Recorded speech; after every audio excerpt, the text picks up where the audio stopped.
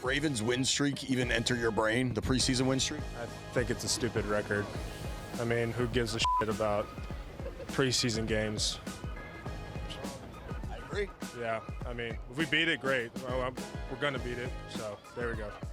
Yeah, it is really fun, honestly. I was sitting in bed watching ESPN all day, and all you could hear about was this streak. So I feel like we just had the biggest preseason W in history, honestly. But it was definitely pretty cool knowing what they had on the line. We were able to end that. Yeah, he did. I watched that video. You go on my likes. I liked it.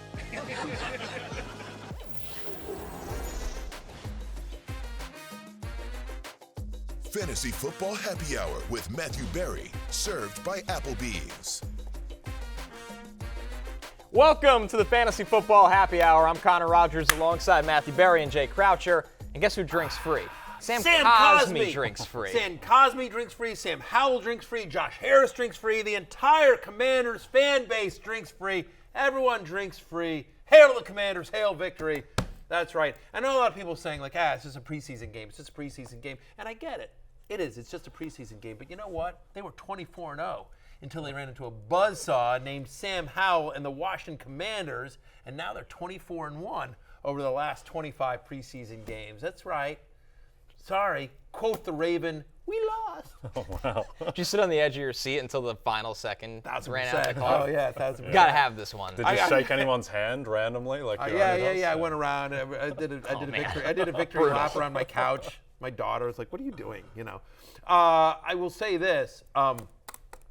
I am very glad I didn't bet the Ravens money line last night. Yeah. I thought about it, and I'm just like, no, you know what? This is bad juju. You know, like, normally that's like the safest bet in sports is like the Ravens money line in preseason. No and you're more. just like, Never no more. never The more, Raven. never No. more, quote the Raven. That's right.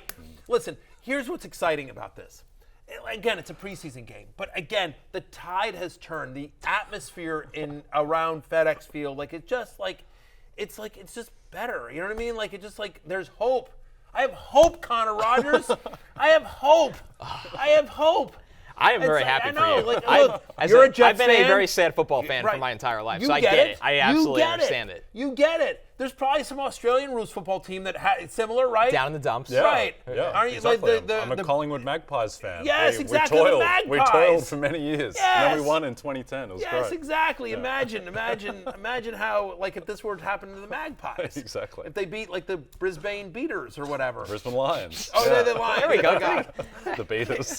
Closer than most would have got. Beat the Beaters. Okay. I don't know. I was trying to. The Brisbane Beaters. Because Australian rules football, don't you hit people? Yeah, exactly. That's how you score points. Thank you. Exactly. Yeah. We need to do an Australian rules football fantasy league. Yes, We should. do. Without It's any big. preparation. It's Zero preparation. preparation. Just vibes draft. Just That's total it. vibes. Yes. Yeah, What do you think? exactly. You could organize that? Yeah. You got to be the commissioner. There's no other way. I for would, it to be yeah. done. No, it's big. Fantasy's big in Australian rules football. It's called Supercoach. And, Yeah, it's really? and it's a big industry. Yeah. We should do a little 90-second segment one day about Supercoach and the Collingwood Magpies. But it was a big day for Sam Cosmi. Someone for call Josh Alexa. Harris. We're doing a remote from Australia.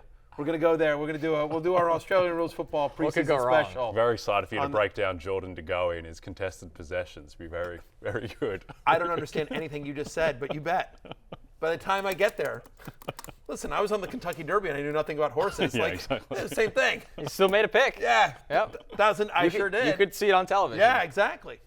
I crash coursed and I'll crash course this.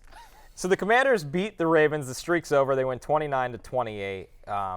Obviously, the big news leading this is that Sam Howell played extremely well. Barry, this is your QB 20. There was people on this desk that almost laughed you off the set. Somebody called me a Travis Homer Yes. for talking up Sam Howell 2 weeks ago, and now who's laughing? Me. Ha ha ha ha ha! Because I got a quarterback. Yeah. You're excited? Look, I think what's exciting about Howell here is that, like, he looked good. He made contested throws. He went through his progressions, and he ran. He ran tough. Even when Terry McLaurin went out, he was still able to find Dotson. Like, he would follow up. Like, he made one awful play, and then he followed it up with an unbelievably good play to Cole Turner, to the tight end. Like, I mean, look at this. He's just throwing dimes left and right. Look at Sweet that. preseason I've never dimes. seen you this happy as a Commanders fan. Yeah, ever. well, Yeah. you didn't know me for RG3's rookie year, and that's the fair. last time. That's quite some time ago. I mean, I'm just being honest, right? Yeah. Real talk. Like, and we should have figured out a time to come together and hang out the day that Snyder officially sold to Josh Harris, because that was a good day. But yeah, look, I've said this before. I like Sam Howell, and I've been told. I think this is a quote from you, and I apologize if it's not you who said this to me, but I feel like I was talking to you like early last year when you were just starting to join the show, and I said, hey, Connor, I know you study all these guys in college. You break down the tape like nobody's business. You've done that for years and years and years. You do great work. And I'm like, what do we have in Sam Howell? And you talked to me about his footwork and everything like that. And, you know, he lost a lot of talent his senior year in North Carolina, which I understood why. After his junior year, you had a first-round grade on him. And that you told me, you said, I'll tell you this, though. I think he's a tough kid. And the quote I remember from you, and I apologize if this wasn't you, but you said to me, you said, like, here's what I'll tell you about Sam Howell. If he gets on the field, he ain't coming off. That sounds pretty close. Yeah, no, I mean, something I might have said. That's something I might have said. No, it's 100%. You were talking up Sam Howell to me. Yes, we were texting during his first start. Correct. Very excited about what he can do, and this is somebody who was projected to go in the first round. As we've said before, a lot of talent leaves that program. I think the thing for me, Barry, especially from a fantasy perspective, that probably nobody listening to this remembers, Sam Howell's final year of college ran for 828 yards and 11 rushing touchdowns. Yes. And nobody seemed to care at all. I believe, correct me if I'm wrong, I believe that's more rushing yards than Anthony Richardson. Yes, that is. In his last year in college. Yeah. Just saying. And I'm not saying Sam Howell is Right. going to have more rushing yards this year than Anthony Richardson But or it's anything part like that. of his game. It's part of his game. He is more mobile than he gets credit for there. Look at this guy. That's a guy, look, he's got the beard, he's got the hair. I don't care about my haircut. I'm just out there to ball. Personal hygiene means nothing to me. Look at this. This is a guy who's just like, yeah, I'm ready to ball out. He looks like cretin Baker Mayfield. He looks, yeah, that's also a good call. He's like, that's a guy, Mayfield. that guy's a good call. badass. One of your Look at best. that photo. Thank you. That guy's a badass right there. That's a guy that says, I'm going to go win some football games. We'll say about Sam Howell, irrespective of that photo where he doesn't really look the part. On the field, he does look the part. 100%. And thinking back to that Dallas game at the end of last year, where the stats weren't pristine, but he's a big body and he can move, and he's got the arm as well. So not to throw cold water on it, but like, what are his flaws? Like, how does it go badly for Sam Howell? I think just making poor decisions when asked to do too much, right? Because that's what we saw the last year at UNC. That's exactly. No, by the way, and he made a couple poor. Right. It wasn't perfect last night. He made a couple poor decisions. Like, he took one bad sack, really bad. But that's the point. Is right after that play, after he took that bad sack, it was like 3rd and 17 or something like that. He came back and went through his progressions and found Cole Turner like on an absolute dime.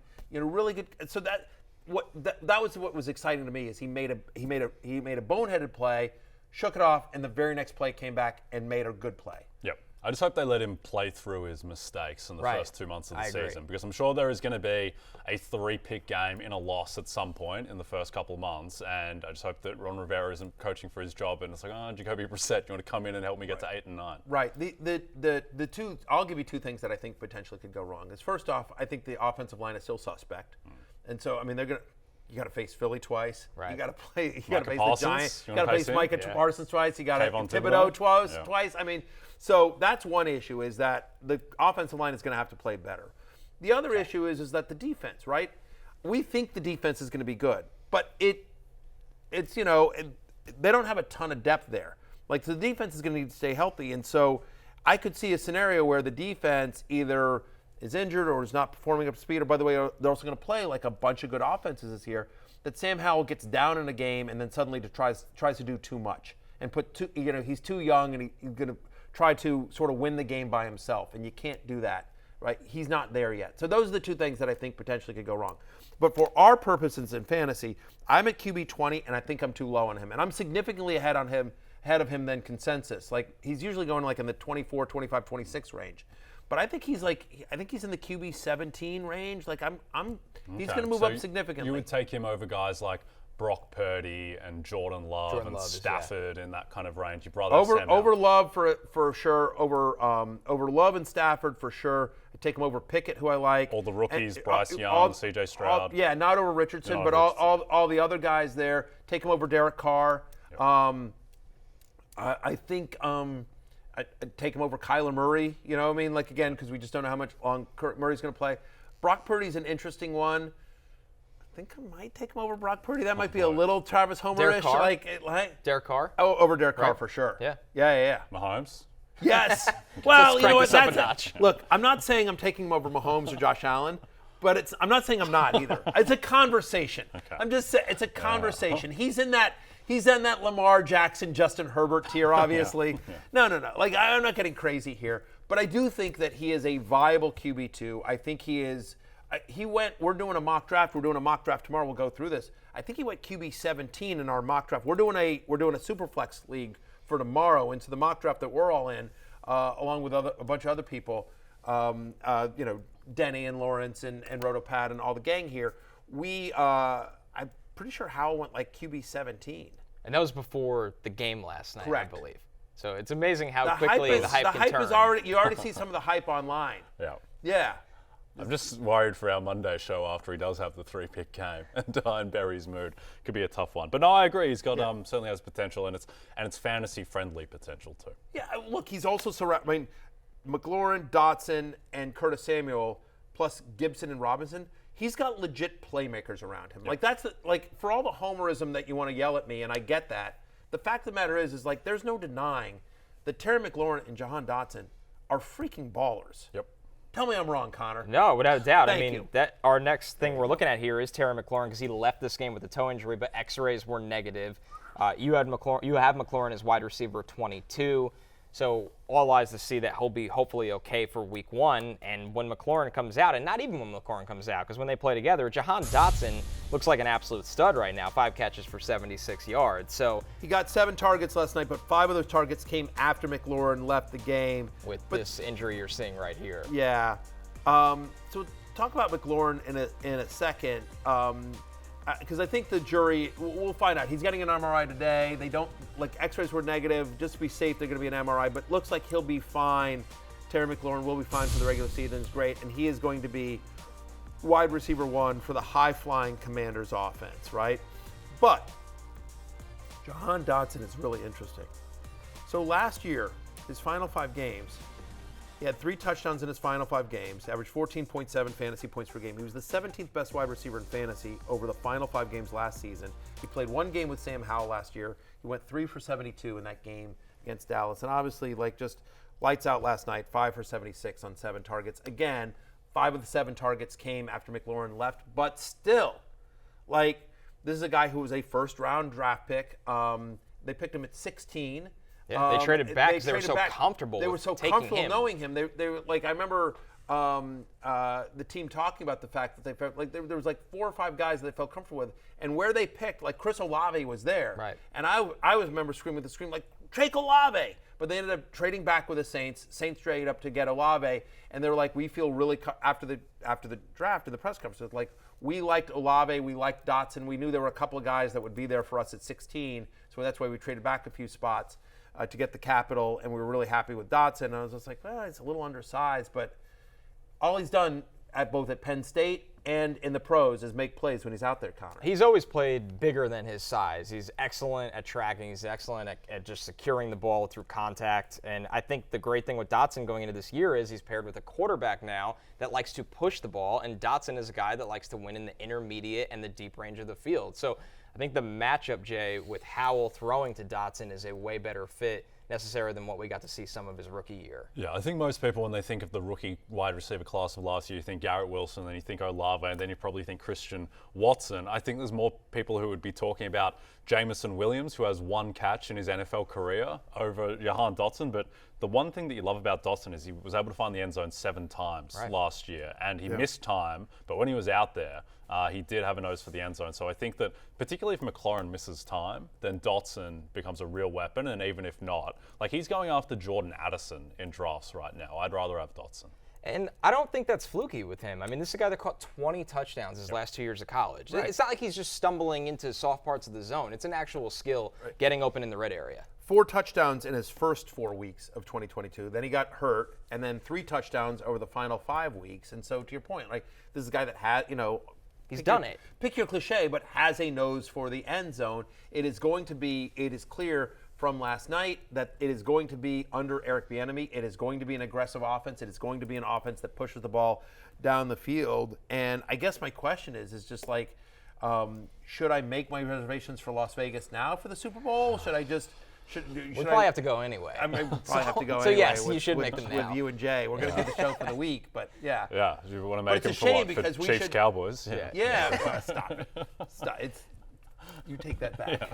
We're not moving this show on until you take that back. Commanders Browns? There you go. Now you're Whoa, talking. I don't thriller. care who we play in the finals. Also That's known as fine. the That'll be Jacoby good. Brissett Bowl. Yeah. Oh, the Jacoby Brissett Bowl. That's the Super Bowl we're looking Yeah. for. Look, Commanders Chiefs is fine. The Eric Bieniemy Bowl. Yeah, There exactly. we go. Yeah, you're not scared Howell of and Mahomes, the two best quarterbacks in the NFL, facing off against each other. Be great.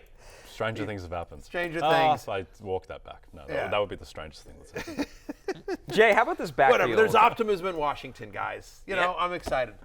How about this backfield, Brian Robinson and Antonio Gibson? Everybody's trying to figure out the roles for them. Obviously, we know Brian Robinson, classic in between the tackles runner, Gibson more an athletic pass catcher, and it just feels like one of the true actual splits in the NFL. Yeah, I mean, literally, right now Gibson's going RB33, Brian Robinson's going RB34, and on paper this seems quite defined, where you would think that it's more like B-Rob for first and second down, and then Antonio Gibson with more the pass catching, Nous is the third down guy. I think Robinson has a lot more upside though, and his yards per carry stuff wasn't good last year, but his PFF grade was elite. And just watching him, he just seemed to pass the eye test where he just runs angry. And I wonder if, Connor, do you think he has any upside in the passing game where he can add something there? He has soft hands, and he's good in space because he's so big. People don't realize how big of a running back this is. And let's not forget, last year he was coming off of being shot. Oh, yeah. So, I mean, Comeback player of the year. I mean, legitimately, the fact that he even looked decent last year, he was a really productive player when he got his chances last year at Alabama. So I think he does because he can catch the ball. He just doesn't have the ability of Antonio Gibson in terms of, I can run a wheel route, I can win down the field as well. So I think that's the thing to watch. But the fact that he got a couple of catches yesterday sign. just shows you that, like, you know, you see some Brian Robinson footage right here for you. I agree with you. He runs angry. He moves the pile. He's like me, except I walk angry. I kind of waddle angry. Yeah, Yeah, I Jalen waddle angry. But there's the touchdown to Antonio Gibson, who's another guy that also, look, I think, to me, I feel like you'll see Robinson on first and second down most often. You'll see Gibson on third down most often. But I think what this does is it gives them versatility. They're not scared to throw it to Robinson on first or second down. They're not scared to take Gibson up the middle or run him off tackle on third down. It gives them more versatility with their offense, and I think you'll see them be more creative with both guys. Wouldn't be surprised to see both of them in the backfield at some point. Who would you take? I have Gibson ranked a little bit higher than Robinson just because of the passing down work. But look, this is the easy comparison, but I don't think just because it's easy that it's necessarily wrong. That if you think about Brian Robinson in the Isaiah Pacheco role and Antonio Gibson in the Jerick McKinnon role of how the Chiefs use their offense, again, obviously different running backs. Gibson and McKinnon especially are very different, but I think that usage is about right. That both guys were fantasy productive last year. Both guys touched the ball, and that obviously McKinnon/Gibson will catch the ball more, and Robinson/Pacheco will get the ball between the tackles more. But both guys scored touchdowns last year, Pacheco and McKinnon. I think both guys will score this year, and I think both guys are really good mid-tier kind of running backs to target either as flex plays or as depth, or again, like really interesting guys if you don't go running back early and you're going kind of a modified zero RB. Yeah, feels like this year's version, slightly lower tier version of Aaron Jones, AJ Dillon, Yeah. where both guys can potentially be value at the places they're going. Both guys will have fantasy value this year. Both will be relevant. Over on the Ravens side of things, we got to see first-round rookie wide receiver Zay Flowers with 2 catches, but an explosive play on the 26-yard touchdown against the Commanders. This is somebody that was a primetime playmaker in college, Jay, and now in Todd Monken's offense. It's clear they're going to find effective ways to get him the ball in space. Yeah, he certainly looks good out there. I think the thing with Zay Flowers is, and I know this is a bit loaded because of how much they run the ball and the type of player Lamar Jackson is, but I mean, there is a legitimate chance he could be wide receiver 1 on a top 2 offense in football, which is really exciting, and I think that will come with a lot of touchdown equity. And I think we're at the point now where I would rather have Zay Flowers than Odell Beckham. What do you think of that, Barry? I'm gonna say something controversial that I think people are gonna say I'm crazy. I think I still would rather have Rashad Bateman. Like again, like the underlying metrics. No, in all seriousness, I know. We're waiting forever. Don't you take shots at me for Michael Thomas? You got a Rashad Bateman guy? I know. The underlying metrics. Michael Thomas has done something. The underlying metrics in a very small sample size on Bateman are still very good in terms of yards per target and yards per route run, and but that's the problem with Baltimore right now, right? Is the fact is, yes, you are correct. Zay Flowers absolutely could be the number one wide receiver on a top 2 offense. He could also be the 5th option on offense after Beckham, Bateman, Andrews, Dobbins, right? I mean, we just don't know. It was an impressive play and showed the skill set, and it was really nice. A little bit of a missed tackle there, but the fact is like it's a backup quarterback, and Bateman and Beckham aren't out there, and Andrews isn't out there. Like we just don't.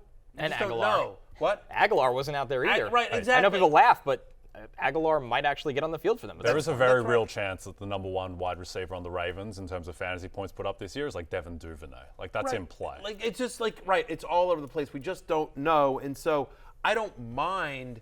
I don't mind a flyer on Zay Flowers. I absolutely love the tape on the kid in college, and there's a scenario where you see him becoming fantasy relevant and having a nice role here. But also there's a chance where he's a rookie, and John Harbaugh traditionally has not been a big rookie guy, and so I don't know. I don't mind. I will say this: I think it's worth taking a flyer on one of them. I don't mind taking a flyer on Flowers or Beckham or Bateman. I wouldn't want to do multiple, but like at the end of your draft, like I do think taking a shot at one of them and having a piece of this offense is probably a good place to be. Yeah, I mean, right now Rashad Bateman's going after Romeo Dobbs in drafts. He's going after Tank Bigsby and these kind of guys. So I think he is worth a fly if you get him at wide receiver 55. Yeah, I go back and forth on it, to be perfectly honest. But I will tell you that in my last draft, I had Lamar Jackson. I was trying to figure out who to pair it with, and I went with Bateman. It was just like a. He's a first-round pick like 2 years ago. It was just a gut call that like everyone is so high on Beckham and Flowers that I don't know. I have Bateman in a ton of dynasty leagues, so maybe it's just hope springs eternal here. But just you have to look deeply and squint. But there are positives to Rashad Bateman if you look underneath. Anyway. Outside of the Monday night game, plenty of Roto World player news to get through. For all your Roto World player news, go to NBCSports.com. And, of course, we have to start with Jonathan Taylor, who the Colts have given him permission to seek a trade. And we've heard, this is what Shane Steichen on Sunday had to say about the latest around Jonathan Taylor, specifically with the team. Shane, will JT travel to Philly with you guys? Yes, he will. Yep. Then Raven brought up your roster cuts a week from Tuesday. Have you guys thought about keeping him on PUP at all, or is that in the discussion? Yeah, we're still working through all those things right now. Obviously, like I said, when he's cleared 100%, he'll be out there. So not a lot from the coach, obviously, on Jonathan Taylor, but the big news here is that the Colts have given him permission to seek a trade, but it also seems like the Colts have really high demands, as there's reports out there that they want a first-round pick here. So I think this tweet from Dwayne McFarland honestly sums it up really well. Jim Irsay, running backs don't matter and we aren't paying Jonathan Taylor. Also, Jim Irsay, Jonathan Taylor is worth a first-round pick and we want market value. Yeah, I mean, he's talking a little bit out of both sides of his mouth, and it does feel like when they say, hey, go seek, we're going to give you permission to go. We're gonna give you permission to seek a trade. It's a little bit like my wife saying, like, "Hey, Matthew, feel free to hit on Michelle Pfeiffer. Yeah, go ahead, knock yourself out." Goes. Yeah, I mean, like it's like, yeah, sure, like if you can get Michelle Pfeiffer to go on a date with you, knock yourself out. Like it just, Michelle I mean, like, Pfeiffer reference. Right. I mean, I don't know. I was just trying to think of somebody. A slice of humble pie. I was trying to go for who's somebody that's clearly out of my league that my wife has no fear of losing me to. And there's a long list of women I could have chose from, and that was the first one that came up to me. Actually, I heard the Bruno Mars song on the way in. The white gold and the whole thing. Anyway, it's expensive to trade for Jonathan Taylor, right? And there's not a lot of places out there that are willing to do that. I think, but maybe this is a good scenario in that if he does in fact get dealt, and I think it's unlikely. I think it's unlikely that he gets dealt. But if he does, it'll be that a team that wants to use him, it'll be a good situation that wants to pay him, that wants to do whatever. No team that's a bad team it'll be a team that's better than the Colts. Like, no team that's rebuilding is going to, trade for him. Like the Texans aren't being like, hey, let us go pay, a lot of money to go get Jonathan Taylor. So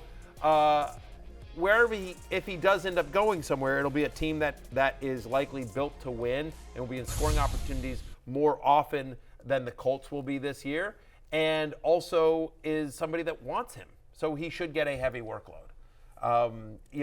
The challenge, though, is it going to be a team that doesn't have any real competition? I mean, right now if Jonathan Taylor's there, he's the guy. But if he goes to, I'm making it up there, if he goes to Philadelphia, like, you'll still see some of those guys in the mix. And I'm not saying Philadelphia's necessarily in the mix, but they do have a lot of cap space. They're clearly all in for this year, There's just a lot swirling around. I think the most complicated thing is that it's unclear if he can run right now because he's dealing supposedly with the ankle, which I just don't know how to really price that into everything around Jonathan Taylor. And yes, he might get traded to a team that is better and has more touchdown potential for him, but he might have lower usage there. And how does that balance out with him being on the Colts? If he gets traded, that means he's probably more likely to just play week 1 on his new team. And if he doesn't get traded, maybe he's likely to not play for the Colts. And so you weigh all of this up, and I think it just comes down to a question of at what point in a draft does JT become value and what is the cutoff point? And for me, the cutoff point is Najee Harris. I would rather have Jonathan Taylor than Najee Harris, which means that I would take him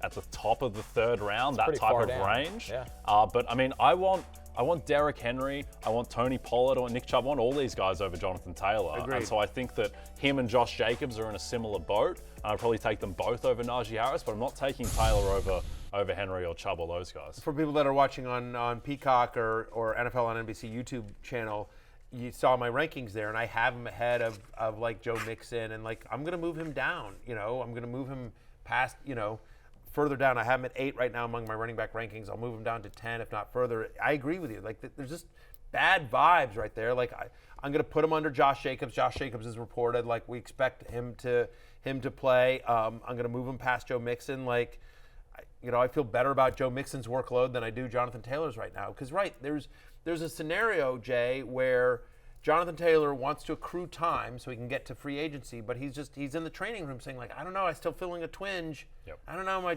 hammies are acting up. Like, there's just gonna, like, he could sort of, I don't know. That's a scary one to me. Right? Like, he can't find a trade partner because what team's giving up an asset, a first-round pick, and financial assets? That seems very unlikely. Maybe we'll be surprised. Right. And then the fact that if he's on the Colts, he's very unhappy, and it's personal. It feels like with ownership. Yep. Do little injuries or lingering injuries become injuries that cause him not to play, and you just used a 2nd-round asset or a 3rd-round asset in fantasy on this player, and you're getting no return? Ramondre Stevenson or Jonathan Taylor? Ramondre. Yeah, okay. I'm Travis with you. Etienne or Jonathan Taylor? That's where it starts to become a tough pull. Probably still Taylor, but that's feeling dicier. Yeah, I think that's a coin flip, and I'd take Taylor over Najee Harris, but he's in that kind of range now. But that's exactly right. On my old show, we used to do this thing called the name game, and that's exactly what it is. I mean, it's just like, especially it depends on sort of how you play fantasy football.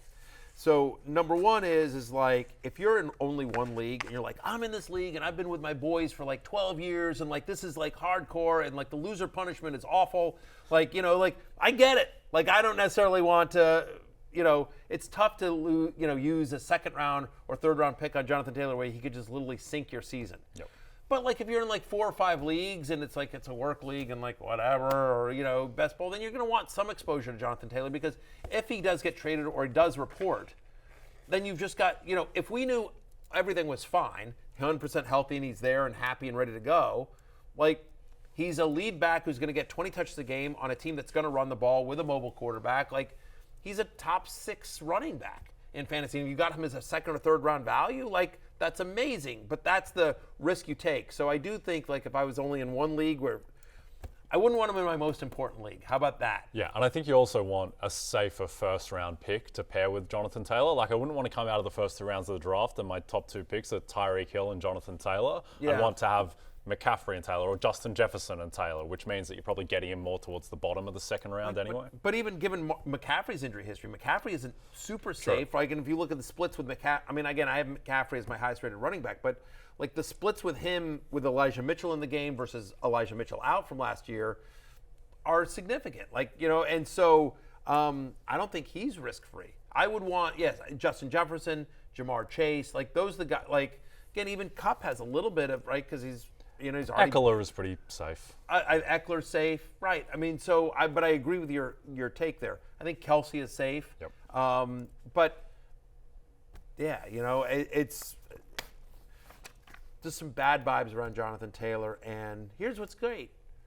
This is not the last time we're going to talk about Jonathan Taylor. This is a subject we will continue to review often until it's resolved. Indeed. Our last bit of player news here, right before we sat down to do the show today, Jaxon Smith-Njigba actually is getting wrist surgery. Oh, boy. And he has a chance to be ready for week 1, but it sounds like Jaxon Smith-Njigba hurt that wrist in a very productive preseason game from this weekend. When you hear wrist surgery with a wide receiver, obviously very scary. And you need those to be a wide receiver. You definitely I'm do. no medical expert, but I have seen very few wristless wide receivers be successful in today's NFL. It's a necessity. I'm just chance to be ready for week up. 1 is not the most optimistic way, and that was from Adam Schefter this morning. Yeah, and I think it just highlights again that Tyler Lockett is going too late in drafts, and this is just another reason to take Tyler Lockett, who is going as wide receiver 30 at the moment. He should be higher than that. So, and he would be, he was I a think, top 12 wide receiver last year. Yeah, it feels like he's in that kind of range every year. Yeah, no, I mean, we did one of our trivia segment again, like so the only 8 touchdowns. 8 touchdowns for 5 straight years. The only wide receiver in the NFL that can say that. Like it's rock solid. Rock solid. All right, we're going to take our first break. When we're back, we're doing a little bit of Matthew Makes the Call, looking at some polarizing players in the fantasy landscape. There you go.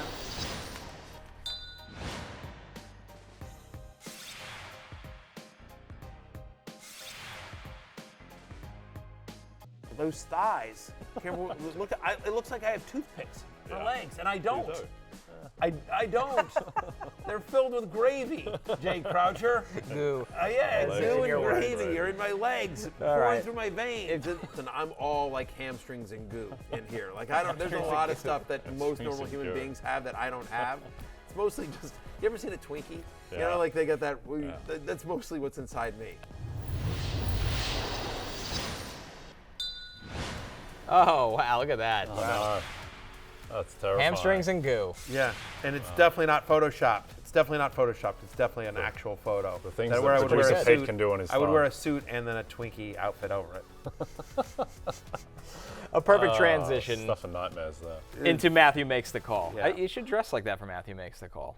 Bring me a Twinkie outfit, I'll wear it. Oh, we know you will after the draft night Dracula. Hamstrings and goo. It's like an Australian right, rock band in the 70s. The weird part is that my hamstrings are actually made of ham. Like that's what I was saying. Like they're literally just strings of ham running through my body.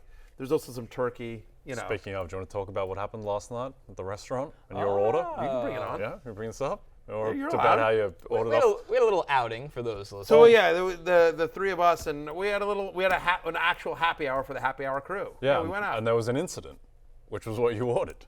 That wasn't. How is that an incident? Okay, Go ahead, explain. Okay, well, 1, you ordered off the kids menu, which is suspect to start. I did. 2, you ordered tacos that had, I believe, beef in them and nothing else. All right, so explain yourself. I'll be happy to. Because first off, we go to a. Can I say the name of the restaurant, or I probably shouldn't? We go to a taco place. Tacos in the name of the place. We go to this taco place here in Stanford. Figure it out yourself. And so we're looking at the menu. And there's all I want is steak tacos. Like it's not something crazy or exotic. They literally don't have steak tacos on the menu. It's a taco place. It's like chili tacos and lobster tacos, sesame and ribeye, and I'm just like, I just want freaking steak tacos. But they had them on the kids menu, so I'm like, fine, order them on the kids menu. And it's like, and it comes. I don't like cheese on my tacos. My tacos. Here's what I like. I'm a simple man. I'm a simple man with simple needs, simple tastes. Jay Croucher. And so here's what I want. I want meat. I want lettuce. I want grilled onions. Bingo bango. Awesome. That's an awesome with hard shells. Bingo bango. Yeah, that's my taco. If you ever have tacos and then you want to order tacos for me, that's what I like. I'm a simple man with simple tastes. Okay. And so they couldn't even do grilled onions at this place. And it came. I had to ask twice. The adult menu did have onions though. Yeah, but who wants like cervece tacos? Like I'm like, no, stop it. Yeah, cervece, whatever it is. Vegemite tacos. Like, I don't know what, you probably picked the place. It was awful. I'm like, just give me a steak taco. How hard is that? I will tell you here, I wish we'd gone to Applebee's.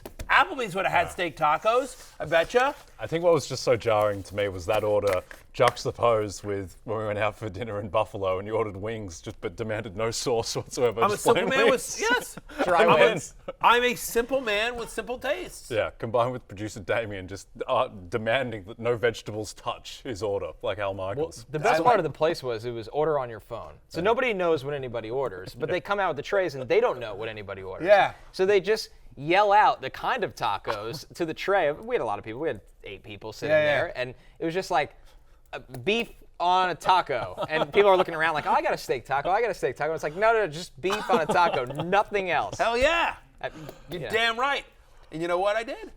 I ordered another order of them. I know you did. There were kids' orders because they were like itty bitty too. So like I had to eat like 6 of them to fill small. up. They're like bite size. It's like popcorn chicken of tacos. By the way, they didn't even. By the way, insane. so it's a taco place. And they didn't even have like chips. You know how like you go to like a Mexican restaurant and they give you like chips and salsa. Like they didn't even have that. Like this place was a disaster. Well, very on brand. You didn't say the name of the stuff. You were late. I think they're actually going to be our sponsor. But we had to order that. Well, yeah, it was you guys were.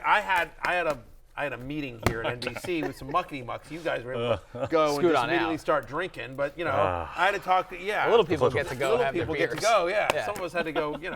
Talk to muckety mucks. Like I had to. Keep the lights on in the happy hour studio. Pretty much. You have no idea what I have to do. Muckety mucks. Some of the things I've got to do. Tacos. Wings with no sauce. Anthony Richardson. Yes, Anthony Richardson. So this is Matthew Makes the Call. Okay, Yeah. we are going to look at a couple players in fantasy that are extremely polarizing, a wide range of outcomes. Barry and Jay, of course, are going to lay out some best case, worst case scenarios. And at the end, Matthew is going to make the call, which you think is more likely to happen. Yep. Let's start with Anthony Richardson because he is somebody that has been popular on the show. He's higher in your quarterback rankings. We know the rushing element is really exciting. He ranks as QB 12 for you, Barry, 112th overall. Let's start with the glass half full. What's the best case for the rookie season of Anthony Richardson? The best case scenario is that he's a top 5 fantasy quarterback. The best case for Anthony Richardson is that that Jonathan Taylor isn't there, and he basically becomes their designated goal line runner. That Shane Steichen designs a lot of runs for him. Connor, this is something we've talked about. That Anthony Richardson is not. He's not a Justin Fields type that will like immediately just duck and run. Yes, he's not one read and I need to get the hell out of here and just run all the time. You want to design runs for him to, I don't want to say motivate him to run, but maximize his running ability. Correct. And so I think best case scenario is all that happens and that he develops quicker as a passer than we think, and that Pittman has a nice year, Aaron, that he's a top 5 fantasy quarterback, I should say. Top 5 fantasy quarterback. Again, you think about Jalen Hurts' rookie year or Lamar Jackson's rookie year, those guys were both top 9 fantasy quarterbacks on a point per game basis. So Anthony Richardson, who potentially is a better athlete than either of those guys, has, just explodes and winds up with double-digit rushing touchdowns and is good enough as a passer to get you there. So that's the best-case scenario for Anthony Richardson, right? 4 of the top 6 quarterbacks in points per game last season had over 700 rushing yards. Think about Hurts last year, who led all quarterbacks in design runs. Same play caller for Hurts last year is now the head coach in Indianapolis. So that's the best-case scenario. Yeah, I think the worst case scenario is that he's so raw that the team makes the call in like week 7 that this guy needs to sit behind Gardner Minshew, and it's the Gardner Minshew show in the second half of the season. Like I don't think that's likely. I don't think that's going to happen, but I think that is in the cards for someone who just doesn't have a sample at the college level, even where he hasn't played as much as guys like CJ Stroud and Bryce Young. But the fact that he hasn't played as much, that is also the upside, because we don't know what he is. And so that's why he is probably, he is definitely the highest variance quarterback of anyone that you're going to draft this season. Yeah, that he doesn't, or even if he doesn't lose his job, but basically that they don't design a ton of runs for him, that the passing is limited here, and that, that you get like, and that the line breaks down against him, and then he's just like this, 175 yards, a touchdown and a pick, or 2 picks, every game. I think the most likely outcome for Richardson is that he's not real life effective, but he's fine enough fantasy-wise because he's just going to give you enough on the ground where, and this isn't the same, but it's like Deshaun Watson at the end of last year, who was terrible real life, but was still able to provide some fantasy value with his legs. I think Richardson will be that same archetype. I think he'll be better, but to me, that's the worst case scenario too. Is whatever he's like. What was Watson last year? Something like QB 15 or something like that? Or yeah, I think he can be better than that, but I think he's not going to be real life super helpful to winning. but I think he will provide stats. That's certainly accurate. But anyway, in terms of making the call, I am much more pro Richardson than not. He's my QB 12. I'm in on Anthony Richardson this year. Yep. How about Cam Akers? This is somebody who you couldn't find him last year. Interesting trade deadline. It sounded like his tenure with the Rams was going to come to an end. And then the green light came on. We saw life from Cam Akers. He ranks as RB21 for Barry right now. Jay, can he carry some of that momentum from last year into a best-case season? And what does that even look like for Cam Akers, who's right outside Barry's top 20 of running backs? Yeah, well, I think the good thing for Cam Akers is that he was on effectively a terrible team at the end of last season and still provided fantasy value. And when he has been healthy and removed from the injury that he had, he's been an effective runner. And so I think there is a pathway where he could be a top 15 running back in the NFL. At the same time, it's just, you're so loath and it's just not a nice feeling buying into this LA Rams team in any form whatsoever outside of Cooper Kupp. And so I think that is the downside, that he just gets swallowed up by the Ramsness of the Rams. But, I mean, that was there last year and he still provided fantasy value. At times, first half of the season, he was persona non grata. He lost his job to Ronnie Rivers. Like, you know, They literally were begging people to trade for him. He was a healthy scratch one game. But then to your point, final 6 games last year, he was the 5th best running back in fantasy. Over 19 touches a game, over 101 yards from scrimmage per game. He had the 4th most red zone touches of any player in the NFL. He had 20 different red zone touches over the final 6 games last year. So from week 13 on, the 5th best running back in fantasy. So that's the upside. So you're the lead running back in a Sean McVay offense, even a bad one, even a dysfunctional one. I'm more in on him than not. I think, again, volume is king. They don't really have a lot else. And so I do think, especially given that they after Kupp, there's not, I mean, you got like Tyler Higbee, Van Jefferson, whatever. Like, I do think, you know, Kieran Williams, Ronnie Rivers, they like those guys. But Cam Akers is going to flirt with 20 touches a game. And so I'm at running back 21. I am more in on him than not. Yeah, and I think the thing with Akers too is just the last 3 games of last season, he was averaging over 20 carries a game. And the Rams lost 2 of those games. So it's not like it was just the Broncos game where they had the massive lead. And there's just not that many running backs in the NFL who can get over 20 carries a game. And that just gives him a certain value. Further removed from the torn Achilles as well. So maybe some upside there for Cam Akers. Another running back in a questionable situation is Miles Sanders, signed by the Panthers this offseason. It has been a brutal preseason for that Panthers offensive line, Barry, but it is the preseason, but they have struggled immensely. Miles Sanders, though, seems to be in a backfield that should get a lot of work. It's just a lot of questions around him right now. What is the best case for Sanders going into this year? The best case scenario is that he's a workhorse running back on a team that is competent. That, you know, the Panthers, you know, that the offensive line is decent. They try to control the clock. They want to limit the exposure to Bryce Young, and so they want to go with a conservative offense, and he just gets a ton of volume. And he no longer has to worry about, you know, Jalen Hurts vulturing touchdowns. And so I think the upside for him is, you know, what was last year, where he was, you know, top 6 running back in terms of total carries. He was average over 100 yards from scrimmage in the 10 games that he played with 15 or more touches. And so that's the best cases. I think he's like a top 15-ish running back with, you know, serious volume and catches some passes and is part of the passing game. Yeah, and this isn't the same because Bryce Young needs to develop and he needs to get reps, but we do have a sample of Frank Reich having a quarterback who is a little bit suspect and just riding a running back in Jonathan Taylor in the situation with Carson Wentz in the Carson Wentz year in Indianapolis. So I think that there is some scope there for Miles Sanders, but at the same time, there is just as much downside in that this is his first year outside of Philadelphia, and more to the point, outside of Philadelphia's offensive line, and that transition in offensive line quality is about as severe as it gets. Right, and he is somebody that over the course of his career, not necessarily last year, but over the course of his career, he has struggled with scoring. You know what I mean? Like, he had more rushing touchdowns in 2022. He had 11 than he had in his first 3 seasons combined. He had 9 in his first 3 seasons. So do the touchdowns not come? He's somebody that struggled with both injuries and fumbles throughout his career. Does that hurt? Does it become more of a committee, right? Because they have Chuba Hubbard there, right? I mean, and so does Frank Reich want to use multiple running backs? Is he not involved in the passing game? Like, so the worst case scenario, by the way, is that he's a committee back who's not scoring and not used in the passing game, and he gets banged up and you get 12 games out of him. You get 12 games of, you know, He's a first and second down back, not really involved in the passing game, because Chuba Hubbard is a nice pass-catching running back, right? So if he's only the early down back on a team that we don't think is going to score a lot, and he misses a couple games, like, he's running back like 37.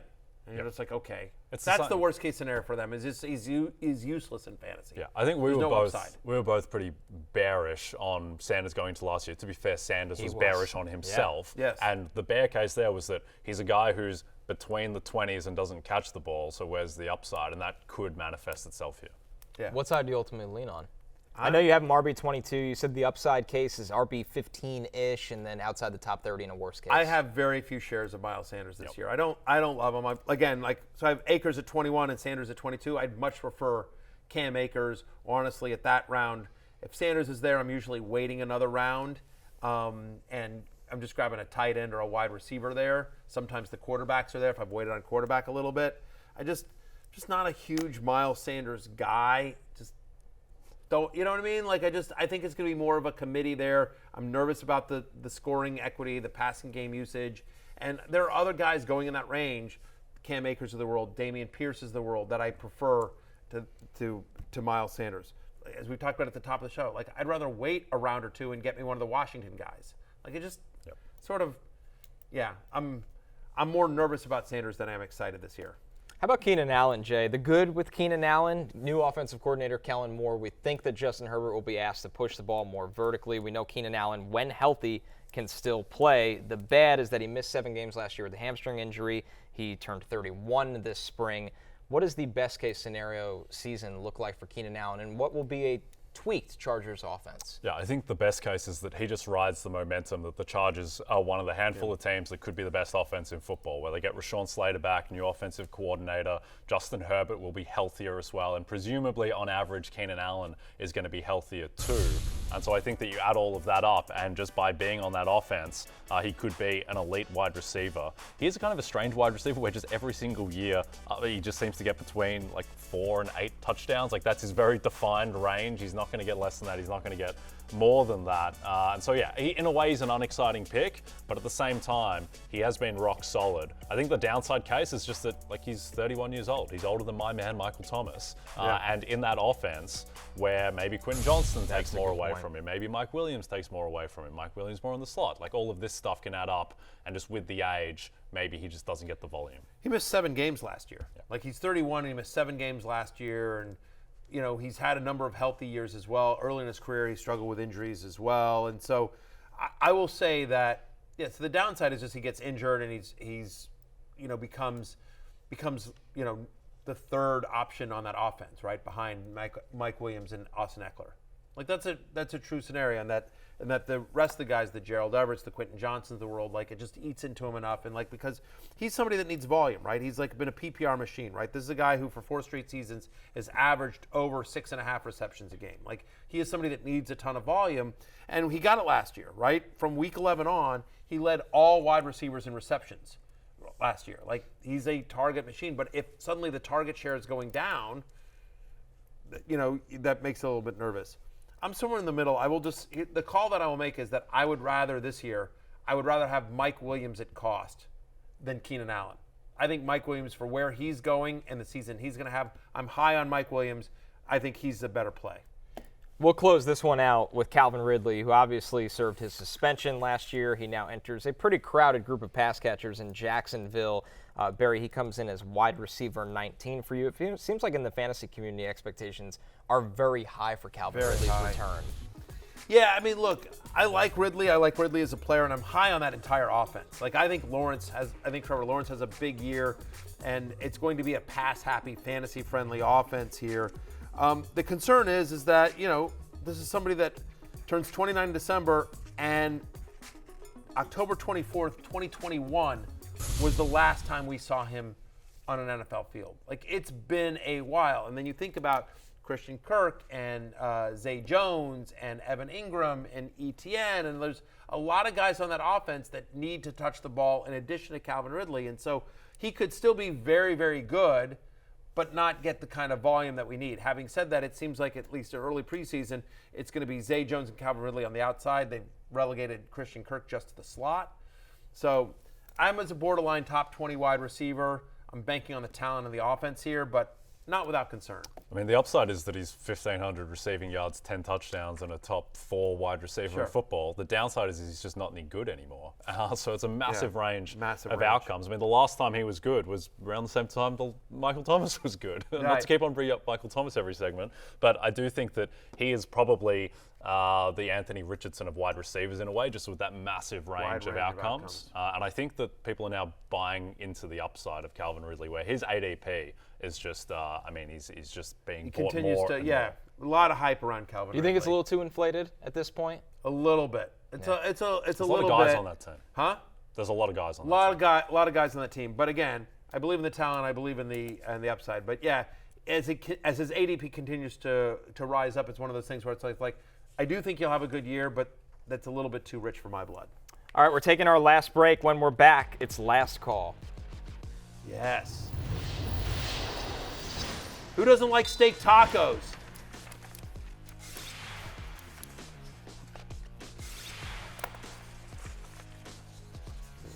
It was a disaster. That place was a disaster. I'm right. Here's your chance to win a VIP trip for 2 to watch a live taping of the Fantasy Football Happy Hour. Go behind the scenes, meet the crew, and get a front row seat to all the fantasy insights and debates to help you win your league live from the NBC Sports studio. Enter now at NBCSports.com/BarrySweeps. Contest ends September 10th. Plus, even if you don't win, 10 second-place winners will receive a Matthew Berry signed copy of the 2023 Roto World Fantasy Football Draft Guide. Pretty sweet consolation. Pretty sweet. 10, autographed Roto World Fantasy Football Draft Guides with me. What do you think that's worth on the open market? Well, I got news for you. We did our research, and there are Matthew Berry signed trading cards on eBay. So we've had a sale go for about $20. Why do you look like Carson Wentz? Most recently. That's not bad. Voices of the game. There are a number of trading cards out there with my signature. $350. Jeez. Oh, that's a... Woo! Let's see if somebody meets the high price of that. Let's look at that. 200. That's my Allen and Ginter framed autograph. Can we verify that signature? Make sure that's my signature, 100%. Look at that. That's more than I thought. There's ones going for less than that as well. All right, it's closing time for Jay, Connor, I'm Matthew. And peace out. Steak tacos for everyone. Fun stuff, guys. Very good. Good show. Yeah, there's also. Hey, it's Matthew Berry from NBC Sports and RotoWorld.com. Just want to thank you so much for watching what you just watched, or at least being too lazy to click out of it after the autoplay just kept it going. So either way, thank you so much for just letting it scroll by your screen. And now I'd like to ask you respectfully, please subscribe to the NFL on NBC YouTube channel for the latest NFL news, fantasy headlines from RotoWorld, and betting analysis from NBC Sports Edge.